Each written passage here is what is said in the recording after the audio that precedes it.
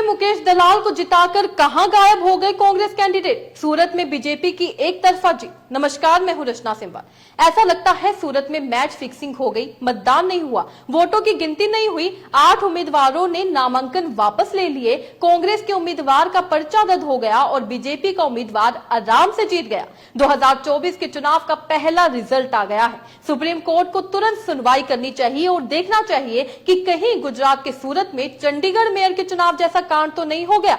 22 अप्रैल को जिस वक्त सूरत जिले के कलेक्टर और निर्वाचन अधिकारी नतीजे घोषित कर रहे थे, उस वक्त कांग्रेस के उम्मीदवार नीलेश कुंबानी वहां नहीं थे। एक दिन पहले जिस वक्त नीलेश से पूछा जा रहा था कि आपके प्रस्तावक कहां हैं, तो 3 प्रस्तावक रिटर्निंग अफसर के सामने आए ही नहीं। चंडीगढ़ में सब कैमरे के सामने हुआ था और सूरत में कैमरे के सामने से ही सब गायब हो गए और बिना चुनाव के बीजेपी के उम्मीदवार मुकेश दलाल को विजेता घोषित भी कर दिया गया।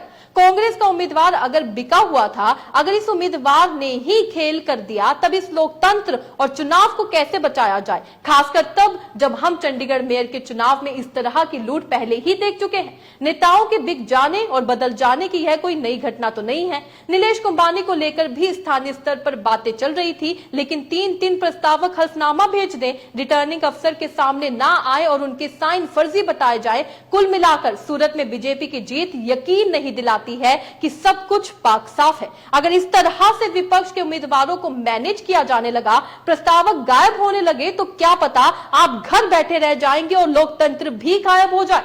सूरत के रिटर्निंग अफसर और कलेक्टर नियमों का हवाला देते हुए सूरत लोकसभा क्षेत्र से बीजेपी के उम्मीदवार मुकेश दलाल को विजय घोषित कर रहे थे। गुलाबी से कुर्ते में मुकेश दलाल नतीजे का ऐलान सुन रहे हैं। ऐसे मौके पर जरूरी नहीं है कि दूसरे दल का प्रत्याशी हो, मगर इस बार उनकी गैर हाजिरी कुछ और कह रही है। नीलेश कुंबानी के गायब होने के पहले उनके 3 प्रस्तावक भी मीडिया और निर्वाचन अधिकारी के सामने नहीं आए। कांग्रेस के उम्मीदवार नीलेश कुंबानी कहां हैं और मीडिया के सामने क्यों नहीं आए, यह रहस्य अब नहीं रहा। आमतौर पर किसी उम्मीदवार के साथ ऐसा होगा तो वो जनता के बीच आएगा, हंगामा करेगा, अपनी हार पर रोएगा, चिल्लाएगा, लेकिन नीलेश कुंबानी चुपचाप गायब हो गए।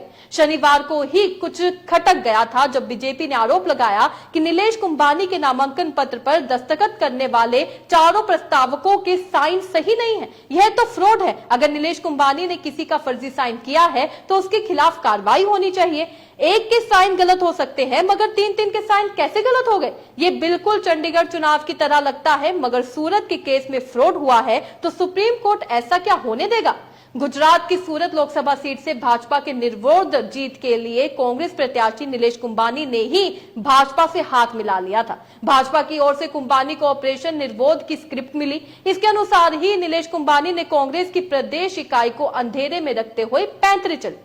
दरअसल कुंबानी ने अपने नामांकन पत्र के प्रस्तावकों में कांग्रेस कार्यकर्ता, कैडर मेंबर की बजाय रिश्तेदार और करीबियों को रखा। कुंबानी ने अपने पर्चे में प्रस्तावक बहनोई जगदिया सावलिया और बिजनेस पार्टनर ध्रुविन धामेलिया और रमेश पोलरा को बनाया।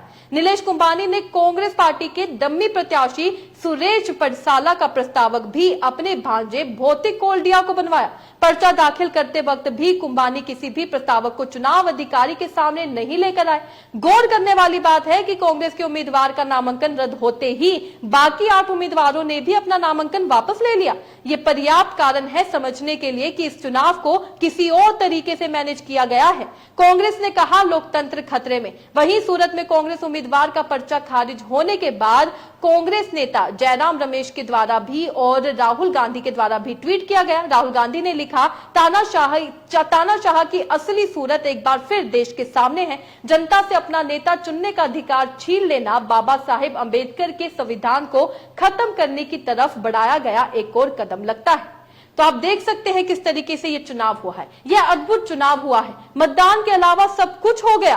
रातों रात प्रस्तावक गायब हो जाते हैं, मुकर जाते हैं, कांग्रेस के उम्मीदवार चुपके से गायब हो जाते हैं। भाजपा के लिए वाकई सौभाग्य की बात है। इतना सब कुछ नियमों के तहत हो रहा है कि अब नियमों पर ही शक होने लगा है। इस खबर से आप क्या समझते हैं, अपने राय कमेंट में लिखकर जरूर बताइएगा। इसी तरीके से देश और दुनिया से जुड़ी हर छोटी सी बड़ी अपडेट के लिए FBN यानी फ्रंटलाइन ब्रेकिंग न्यूज के साथ बने रहिएगा। धन्यवाद।